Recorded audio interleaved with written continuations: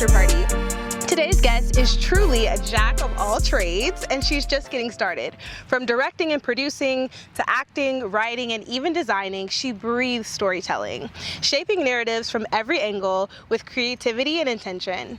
An OU alum and a current graduate student at DePaul, she continues to hone her craft and expand her impact. Hi, Jackie. Hey, girl. How are you?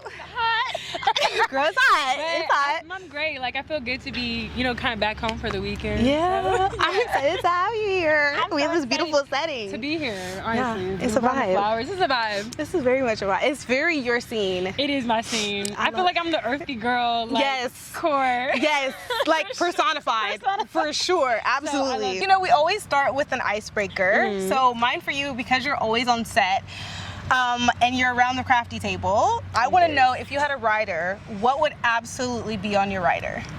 Okay, so I know you asked this question because you was just on set. Yes. I actually used to do crafty services and help with it and used to cook and everything like that. So I love crafty. I'm always there. They know me very well. Yes. I think my top is those go-go squeezes. Yes. I love me. I may be a child, but I love me a go-go squeeze. I love a go-go squeeze. I can't even deny it. They got different flavors. They got different flavors.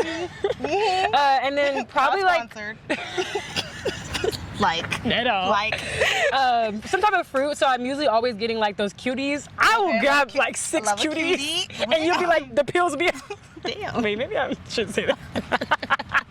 They gonna know it's you. They gonna know it's me anyway. But I love a good cutie. And then lastly, I love the Chex mix, trail mix, Chex mix. Oh. I like the sweet M&Ms with. Do you like it homemade or do you like the pre-made? To be honest, both. But I think I honestly like the pre-made more. Call me a capitalistic consumer. I'm screaming. You like. But I like the pre-made. Store bought is sometimes good. Come on, Chex. Chex. Come on, Chex. I love me a Chex. So I love that. Those would be my top 3. This is me trying to be nice, but low key I do be eating some hot fries every now. Oh. Hey, and that's the realness coming out. Come on, it's real. I'm sorry, I do eat it for hot fries every now. But I love that. Okay, fab. Okay, so with your background, attending a performing arts school, to self-designing your bachelor's degree in creative production and you got it. Disciplinary arts. Yes. And now working towards your MFA in TV and film direction. Degree. Come on, the second degree, actually. You have always been creative.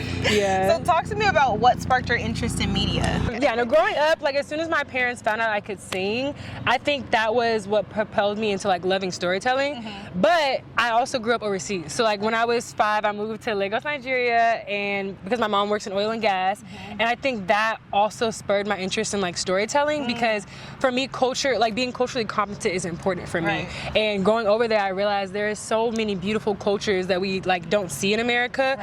And we kind of have this one mindset of we're only this way. Yeah. So that's what sparked me to be okay, I need to be a storyteller because there is so many stories to be told, especially Black people. Black people are all over the world. Absolutely. We're in every type of race. So I feel in that instance, I know that our stories are complex. There's stuff to tell. And so from there, I started doing acting. And I was in we were both in Jack and Jill. Exposed. Jack and Jill, we exposed myself. I'm sorry, but I was the girl in my chapter who did all the arts competitions at conference and won all of them. So those organizations that piqued my interest.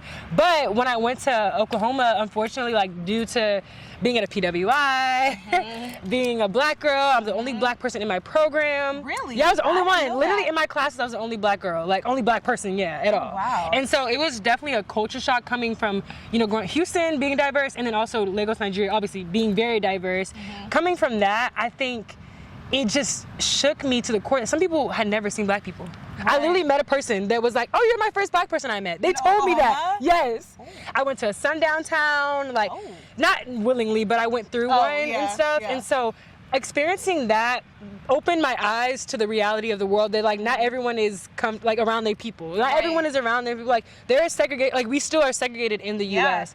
And so long roundabout, I kind of became an art activist, if you want to call it that, where I felt I needed to tell our story, specifically my story as a Black woman, and say, this is who you think we are, but we're not that. The stereotypes they place on us, the roles that they give us, Tyler Perry be giving us. I didn't want to call him out, but he gonna catch a stray in the media world. Yeah, and Sorry, like we're just so much more dynamic than that, and so I think that's what led me to want to be like a creative, and whether that's through designing stuff, whether that's through writing, or even producing. I think as long as my mission is to like create for us and my community, then I feel like I've accomplished like my goals. So. Absolutely, and I think like just knowing that and having your background and being able to see that in many different cultures gives you a different perspective that a lot of people don't see, and it makes it more dynamic, I think. That's true. Because I think a lot of times without that perspective, a lot of things can be one-sided, and I think you get so many different spies from what you've experienced. Yeah, for sure. I think like moving around or just like experiencing the world is important for everyone to do. Absolutely. Because if you stay in the one place your whole life, then for me, I feel like it's very scary to not understand other situations, other perspectives. Right. Because like my perspective is so limited. So if I don't like try to like learn others, I feel like I become limited to who I can experience, who I can be as a person. So absolutely. Okay, so you just finished your first year of an MFA program. Yes. Congratulations. I'm barely. No. So, I just say yeah. No, she's Yeah, not. Okay, so once you finish your second degree, what is your plan long term? What do you want to do with that? Yes. So I know like your whole after party is like after school. Yeah. Like I feel like I've already experienced the like after you graduate thing because when you're around your other peers, you be seeing other peers and you're like, they're doing a lot. I think for me, education has always been like important to me. Absolutely. And my relationship with it now isn't like, oh, you're in school. It's like you're behind. I see it as like, I'm just choosing this opportunity to learn more. So I honestly want to continue learning. Like I'm interested in getting a PhD, like possibly doing like what's called physical therapy, like art therapy, because I really think that art has healed me as a person. I did like art therapy with my therapist. Like she would do music therapy with me. We would do like singing therapy, like things that would heal me. And I want to do that for other people. And so I'm thinking about getting another degree, but if not, I want to go into the industry and start working like professionally. I love the independent like filmmaking scene. I don't want to really be famous. I don't want to do Hollywood. I don't want to go to LA or Atlanta. I love Chicago. I think it's like a great place for me to continue to grow with creatives and network. Honestly, the reason why I do the stuff I do is because of the people, not because of like, I guess the accolades. I just want the people to be impacted and like that community to be created. So I'm hoping to continue filmmaking in Chicago, and then right now I'm working in the advertising world. I've learned that like there's money there in the advertising world, but I also like can help people still. Like advertising does help people, it helps small businesses, it helps like local businesses, and I want to be on that level of helping people in that way. I love that. So speaking of that, like you're in school and also working full time. And you also create content. So like we literally talk about her being the jack of all trades. She does everything. I do a lot, y'all. So how do you balance it all? Like, cause I really want to know. Like, I'm seeing you all the time. I have no clue. How do I balance it all? I actually don't know. No, I will say like I give all glory to God, because He has definitely been like my saving grace, like prayers. Like He's given me so much mercy through it all, because I've been blessed. Like, I'm so blessed to be able to go to another city, and like not live with my parents, and not saying that's a bad thing. I'm not saying that's a bad thing. No. That was a small dick. It was kind of small dick. I didn't mean it that way, but I've been very blessed to like have the opportunity to move to a new city and like experience things and do all this stuff. So I think for me, like remembering that, reflecting on that helps me be like, you've done it. Like you went through the hard stuff. You can do it again. Like God's still there. He hasn't changed. Same God. Same God. So I think for me, that's been my daily constant reminder is like, you've been through some hard stuff and you might go through some more, but you always get through it. Like you always get through it, and never regret not trying or not doing it or just going for it. I'm definitely a person that used to say yes to a lot of things, and that's why I'm a jack of all trades, probably. That's probably why I am the way I am, because I'm sure in college I was doing a lot. I was in every organization, y'all. I was in every on every executive board you can think of. I started my own organization in college called the Black Creative Circle. Like, I just did a lot of things of pioneering, but it's only because I knew there was a need for it. And I love to help people. Like, I just want to help my community as much as possible. And I have this quote from Issa Rae where it's like, I found that every time I asked permission, the answer tended to be no, so I had to make my own yeses. And I think going into college with that in mindset, I completed that because my whole goal was to be like, okay, if it's not done yet, I'm gonna make it happen. Yeah. And that's kind of like my idea of balancing it all, is because I know the passion behind it. I know the reason behind why I'm doing what I'm doing. So even when I'm tired, I'm like, at least I get to help someone. Like, at least I get to help someone. So I know that's not a right answer, like how you balance it, but I'm still learning. Like, but I'm like coping every day and telling myself, hey, like, it's maybe hard, but look at this one person who reacted to you and like said you changed their life. Like those little moments are how I balance it, to be honest. Yeah. And I think that's so important too, that you even just mentioned that right there about just having one person, because I think a lot of times, especially in a world where we have so much content to put out and you look at how many views, overwhelming how sometimes. many, like, comments, whatever. But like, I think it's interesting because it's like you don't know who you're touching. And if you're touching one person, you don't know how that even has impacted their life. And I think sometimes because we have so much going on, like it's just a lot. Sometimes we lose sight of that too. That's actually really true. You know? Social media, because I work in that sector, I think I can sometimes be consumed by it very easily because it's so much information at once. But I think me being a creative that I am, I genuinely love like seeing, you know, like for example, like this podcast, like I love seeing podcasts. I love seeing creators create because but there was a time where like we couldn't put our platform out there and put our stuff out there. So there's pros and cons to obviously social media. But I try to stay on the positive side and take breaks when I can. Like, you know, Instagram breaks, I be taking them. So for sure. Okay. And that's a great. That's crazy. That was perfect because that's the intro music to our game. No, it's not. I'm just on the fly, you know. Okay, so this is for our game. Okay. So, you know, every guest we have a custom game. So this one is called Casting Call. Okay. And guys, I just opened up my casting for my film. Exactly. You see like, what I did? Like literally today. Thank you. Okay, so what you're gonna do is I'm gonna give you my phone, and then we're gonna spin the wheel to get 3 things. A random genre, a setting, and a wild card element. Once you have those 3 things, it's casting time. So you have to pick 3 people to star in your made-up movie, and you have to give us like the name of the actor or celeb who's going to be playing it, what role they play, and then if you're feeling bold, you give us the movie a title. Okay? I'm feeling way bold. That's fine. I thought it was gonna be like, I don't know, a regular game, but this is like a game that like I would like. That was the point.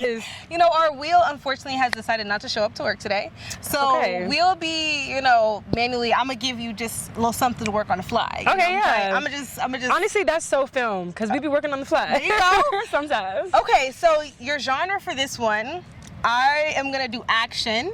Okay.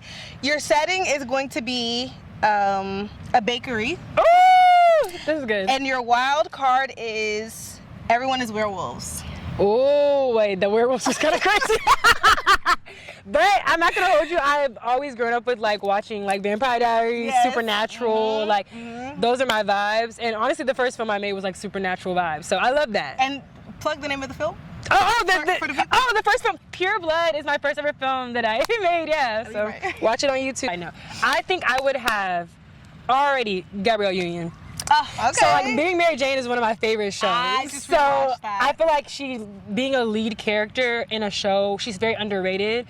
Like people don't talk about that enough, how she carried that show. She did. Obviously it's her show. So I would say she needs to be like the main interest. And then I think for my guy actor, either Lance Gross. He hasn't aged to me, okay? And maybe I like working with older actors, but I grew up on these actors. So Lance Gross would definitely be like the love interest. And then I would have to have like a best friend, because I love black girl friendships and I love showcasing that. So I think who I would have is Keke Palmer. Like Keke Palmer and Gabrielle Union have so much. It would be like a big sister, little sister vibe. Are they gonna all work at the bakery? So this is the storyline. Okay, tell me. Basically, Keke Palmer works at the bakery. And what's her name? Gabrielle Union actually comes in and is trying to buy the bakery. Oh. And they become friends then. So they're not friends yet. Okay. They have to build the story, the exposition. Okay. And they become friends because instead they become CEOs, co-CEOs. Okay. And Lance Gross, he is their loyal customer. I'm not gonna give men that much. Where the action part? I know, it's like, I forgot about action, y'all. So Lance Gross, he's the action part. Yeah. Are they competing for him? I realize what it is now. Okay. Side Set the note. scene. I forgot werewolves. I forgot all of that. The bakery. Yeah, you just made your own story. I'm setting the scene now. Okay. So, Kiki Palmer is working at this bakery, and in walks Lance Gross. Okay. Lance is a secret CIA agent. Oh. But nobody knows that. And so he comes in to order a coffee. He sits down, and he's looking for a woman. Oh. Guess who the woman is? Gabrielle Union. Ooh. Gabrielle Union doesn't know she's trying to be tracked down because Gabrielle Union is secretly a werewolf. So she's been trying to hide it, but recently, one full moon, he saw her change. Wait, I thought it was sorry. No, I have to explain though. One full moon, he saw her change, and that's when he's been tracking her down. He finally found her. Okay. But then he saw the relationship that Kiki and them had, and low key, he started to fall in love with Gabrielle Union. Oh. So he had to. The conflict there was like, should I turn her in? Yeah. Yeah. Or should I be her friend? And he becomes her friend, as men do. Gotcha. That's it though. Wait, I like that. You see how that's a creative person. You really pulled. You know, we was here and we came back. But this means your mind was racing. That was actually really fun. I should do that more often. So, that was a great game. Yes, it was fun. So, I want to talk a little bit more about Chicago. So, you moved to a new city after graduation. Yes. And that was a bold move. Being from, Houston, going to school in Oklahoma, then you make that move to the Midwest. Right. What was that transition like for you, and how did you acclimate to a new city? Yeah, I definitely think I always wanted to move. Like, I knew even in growing up, obviously because I traveled, that I was going to move somewhere else after college, but I didn't know where yet. And then I interned in Chicago my sophomore year and my junior year. Okay. Chicago summer, y'all, is one of the best summers ever. So if y'all ever want to find a trip in the summertime, come Juneteenth weekend, come 4th of July, boats, festivals, vintage market. It's a creative city. So I think that's why I knew I wanted to be there. And so when I moved, the transition there from Oklahoma to Chicago, obviously very big culture shock, but I was craving to be around my community, my people. Of course, in Oklahoma, the black community there is pretty tight because it's a small amount, but we can only do so much when you're not around culture and during the political climate that we're in, being at a school like that isn't easy. So I think for me, I was just craving community and culture. Yeah. Moving to Chicago, when I got there, I moved in last September, so it was hot. It's hot in Chicago too, y'all, and it be raining just like Houston. So to be honest, temperature-wise, it wasn't too different until you hit the winter. That's scary. But I'm inside in the winter, y'all. I'm a homebody in the winter. I'm outside during the summer, inside during the winter. It wasn't that bad, and I think it might be because of climate change, but it really wasn't that bad this winter. People in Chicago said it's been worse. So I think we're on. Well, actually, we're not on the good side because that means Earth is slowly declining. But it's good for you because you're less cold. Yeah, I'm less cold. But I think the transition wasn't hard because of those internships. I was able to kind of I knew some people from I knew some interns that were already there. Right. For me, I've moved so much in my life that I'm used to making new friends. Not saying I like it. I didn't enjoy moving a lot growing up, but I knew how to adapt. I know how to go to a new city and find new friends and figure it out because I was always moving with my mom's job. Right. So that wasn't hard. And then once I got there, I don't know, things kind of unfolded. I started working for a vintage marketplace. That was fun. I started going to a lot of festivals, concerts. Honestly, Chicago is a perfect city for me.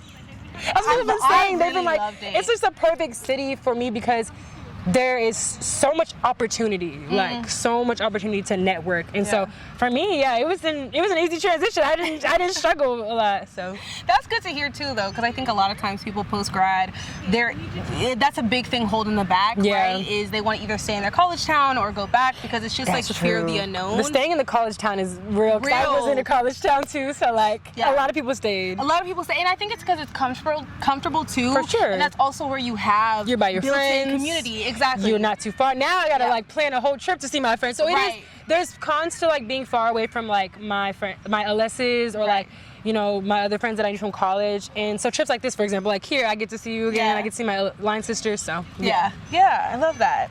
Okay, so I wanted to know, actually, another thing too, is in this post-grad transition, have you experienced any shame navigating what your life looks like? I know it looks so different, and like, I love your life. Like, I love watching your life. I'll be on every but I just like, what have you experienced shame-wise, or if anything at all, as you transition from thing to thing and your life looks so different than it did a year ago? It does, for sure.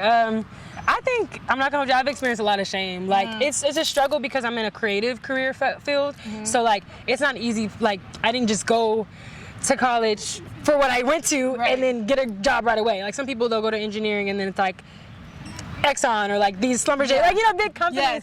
But for me, I kind of have to carve out my own path. But I've always done that, so it's not like I'm not used to that. It's just hard when you're comparing apples to oranges, if you think about it, because I'm never gonna do what they do. But it sucks because I do want to have something to say when I see them, like, hey, I got a job, or hey, I've been making this money, or I've traveled here. Like, I want to have something to say, and I think that might be the Jack and Jill in us. To be like, I've done things. So I've experienced a lot of shame, and I think also, coming from the family I come from, I have a lot of high achievers. So for me, I don't want to disappoint. I want to, you know, look good. I want to. But once I took that away, to be honest, life is way easier to like deal with, because I think that's just in the Black community in general. We have a lot of shame around trying to compete with each other and trying to who's better and who's doing what and accolades and da-da-da-da, when like, I know what I've done, so I don't have to prove it. And it may look different. Like, my success looks different from your success. Yeah, and I think that's hard to kind of wrap your head around. That's definitely something I've struggled with, is understanding that your journey is different and success looks different on different people. And so for me, when I first got in the summertime, I didn't have a job in the summertime. And then when I moved to Chicago, I got a job. So I was working at this like production company, and it was full-time. It was great, paying great, da-da-da-da. No complaints. Got laid off. And that was where the shame like really caught into me, because I don't think people understand the job market is very scary right now. We are constantly applying, but it may not be, you could be perfectly qualified, but one little thing, it's robots looking at our resumes. So one little thing could mark it off. Or if it's because you know somebody, they got it because they know somebody. Like, it's just all these things that go into play of getting a job. But don't let that be a testament to who you are. Absolutely. I feel like that's something I want people to know, because I struggle with that. Shamefully, I felt like maybe I'm just not good enough to do this field. Maybe I'm not talented enough. There is a lot of people in the entertainment industry, so that was also a imposter syndrome like thing I was struggling with. So from the months of like, I got laid off in last December to, it wasn't that long, so let me stop. But December to like March, I didn't have a job, and I was just living off my savings. And it really struggled with me, because people be like, what you doing today? I'm like, applying to jobs. Like, I don't know what else to tell you, but I'm applying to jobs. And so that really messed with my head, because I didn't even want to tell people that I didn't have a job. I would be like, yeah, I'm gonna go to work. Literally. I would go to work. I did freelance, but like, it wasn't like I didn't have like a job. 9 to 5. So I think for me, I was really, and you know, you're scrolling on this phone all the time. So I see people working, I see people outside, and I'm over here like, dang, I still need to pay rent. I cannot be outside right now. Like, I cannot do that. So I think for me, I moved to a city, so I feel like I had to prove something. Because I was in a big city, I had my own apartment, and then I lost my job, so it just sucked. I didn't want to, I put it out on social media, I told people. So when that happened, like, y'all probably, if y'all ever see this, y'all wouldn't have known that happened, because y'all wasn't gonna know. It was shame. I had shame. I had shame around it. So I wasn't gonna post about it. And that's another thing about Instagram. Not everybody's showing their whole life on Instagram. So me comparing myself to those people is crazy, because they could have been going through the same exact thing. They just on a boat. And I didn't know that. It's on the payment plan. It's on Klarna. I say all this to say, like, the shame, like, don't let it sit with you, because shame and guilt, that is gonna stunt your growth. You're not gonna reach your dreams. You're gonna think like, oh, I'm not capable enough, I don't deserve this, when in actuality, like, you get to choose. Like, you have the space to choose. And so whether or not you choose, oh, I'm gonna just sit and soak, or you're gonna go and make something of it and just keep working, and eventually it will come to you. And eventually it did come to me. And persistence and patience is a beautiful thing in this journey. It is a beautiful thing that people take for granted so much, because now I look back and I'm like, I was patient And now I'm here. And that's a beautiful thing. The journey is beautiful, not the destination. It's just be hard sometimes. It'd be hard, but I look back and I'm like, I did it though. Yep. So yeah. And you could do it again. But I can do, if it happens again, if I get laid off again, I need to remember that was, I got through it. And maybe that was what I needed. I needed to get laid off to get a better opportunity. Yep. God does that all the time. He closes doors and opens doors again and again. Absolutely. Absolutely. I'm preaching over here. I'm like, go on. It's just, I got a testimony. That's real. No, it's real. And people do need to hear that too, because it's so easy to get just weighed down by all I was low-key these depressed, y'all. I'm not going to hold you. I was. And I've been depressed. Raise your hand if you've been depressed. I was very depressed. My room was bad. The depression room was getting real bad. Baby, so. I'm telling you. And it's, and I do think it's common, but I think it is great to have these reminders from people like that you've been able to get through it there, you know? Also, I want to note that being in a creative field, you can make money off of it. A lot of people try to tell you you can't do that, but nowadays with creators and influencers you can. It just does take a lot more work. But that's what makes us such good creators, I feel as though. Because people see, you can tell I work a lot. I work really hard, but it's passion. It's passion driven. So yeah. Absolutely. And speaking of your work, I wanted to highlight Queen's World Media, which is your company. And I also know you're working on a very exciting new project that we kind of mentioned a little bit earlier. So tell me a little bit about your company and what you have coming up. Yeah, so Queen's World Media, I started it my sophomore year of college, which is kind of crazy. Yeah, it was a freelance company. So I started it because my best friend, she needed some pictures for her graduation or birthday, and I was like, I take pictures of myself. Let me start taking pictures of other people. So I started there, but specifically I knew how to take pictures of Black women. I know how to make us look great. And I wanted to lean on that niche rather than just being a regular photographer. I wanted it to be Queen's World Media and make sure that I'm understanding that as Black women, we are royal. So my tagline is about and for and by Black women. So I want it to be created by us, I want it to be about us, and I want it to be for us. So to consume. Because a lot of times we consume a lot of white, culture. Yeah. And I want us to be able to consume our culture because honestly, I feel comfortable watching the Girlfriends or the Moesha. I need to make stuff like that because that's my comfort show. I'll be throwing them on when I'm working. So that's what Queen's World Media was inspired by. And it grew from there. I started working with small businesses. I helped my friends with her nail business, with reselling businesses. I would take pictures for them, help them with their marketing. So it did kind of grow into this marketing agency kind of. That's why I'm so well-rounded, because I feel like people who are wanting to share their business need kind of all services. They need the design, but they also want to make videos. They also want to figure out copy or figure out how to make an ad. So I think that's how I became very well-rounded, because my friends were just you're the creative of our group. You help us. And I loved it. I loved helping my friends. I loved doing it. So it grew from there. I had a really good clientele on my campus. Everyone knew me. They would always call me Queen's World. I was hey. And I always had a camera with me. So that's how it grew through community. And that's why I loved how it started. Because it started from a need to help others and not oh, I want to be I want to make a production. It just kind of came from that. And do that. So then I made my first ever film in my senior year. Love. Pure Blood. It was it's my first film, and I'm sure you guys know firsts of everything are very interesting, but I wouldn't have changed that experience for anything. All Black crew, all Black cast, Black story. It's a sci-fi thriller story about the last 4 Black girls on Earth. Very kind of Atlanta kind of vibes, surrealism, craziness. Yeah. Have you ever watched They Clone Tyrone? Yes. It's surrealism. Are we really hearing this? So I recommend. It's about a 20-minute short, and it was fun to make. I made it with my people, so I think that was the best part of it. And then when I moved to Chicago, I kind of started building up my clientele, and now I strictly kind of work only on marketing, agency, because Chicago's a big advertising world. So I've worked with a couple of sorors who have asked me to make sure I run their pages. I've worked with my sorority on an international level, and then I work with small businesses in Chicago, kind of help them market, do videos. I did restaurants and stuff. So I have a really big resume of people I've helped, and it's because I've been able to make this company Queen's World and come as a professional, not just be oh, I take photos. No, I am a movement. I'm a community.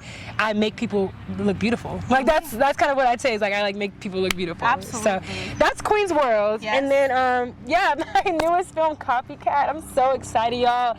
If you guys follow me after this on my page, y'all see that I love fashion. So that is definitely the origin of Copycat. It's about this one girl. She is a fashion designer, and she is kind of going into conflict with her mom, who is a fashion model. And I don't want to spoil it too much, but basically it's a mother-daughter like story, and it's their kind of honing in on legacy and the idea of legacy and what does that mean to us as a Black woman. As Black people, history is very important. Yes. And I think I wrote this to kind of showcase like that history and also, you know, sprinkle in my love of fashion into like my films and stuff, because I grew up just always going to thrift stores and dressing up and doing fashion. So I love to implement my voice into my films and inspire all that. So yeah, follow at Who Is Your Copycat on Instagram, because we are casting now. So I'm so excited. I'm excited too. I can't wait. And you also have a podcast that complements the which I think is really cool. That, and correct me if I'm wrong, but the podcast is kind of showing the behind the scenes of what it takes to create the film, right? Exactly. A lot of people don't know that it's a lot that goes into making a film. And I'm just making a short film. So imagine a feature film. I'm just giving y'all a glimpse. But it's so much, there's so many moving parts, so many people that you have to work with and communicate with. And because I'm the director, like I do have a lot of hats that I wear and a lot of people that I'm communicating with. So yeah, the podcast is literally just me talking about the process. So far I've been able to talk about the producing process of like getting location agreements, getting casting up, making sure I'm getting like props and getting casting for crew as well, because I have to also like get crew and all that stuff. So it's been fun doing the podcast, because even if no one listens to it, I love looking back and being like, yeah, this is the process. And it's a tool guide for anybody who wants to make a film, be like, listen to this, because it's very helpful. And I also interview people. I chose to kind of also make it community based. So one week I talk about like the film, and then the other week I interview like a fashion person, a Black fashion person, whether they are a seamstress, whether they are a reseller, a fashion designer. I've interviewed also like it's this guy, he's a fashion designer, but he hosts fashion shows. So I've interviewed like event planners, people specifically in the Chicago community that I've met and been able to like learn more about the history of fashion. Because man, when I tell you Black people, we've literally originated all the trends. Like all the trends are basically started by Black people. So I love learning about that. And yeah, that's my podcast. So if you're interested in fashion or film, please check out Who Is Your Copycat on Spotify and Apple Music, Apple Podcast. I'm like, you can find it on Apple Music though. I mean, like, Well, thanks, Shaki. I'm so excited about everything that you're doing. I'm so excited. You're so amazing. You do everything. I go to you for a lot of, I'd be like, girl, like, can you proof this? Like, I got show me even the cameras today. And she got us right. So we love you so much, and thank you so much for joining. I love you too. Love you.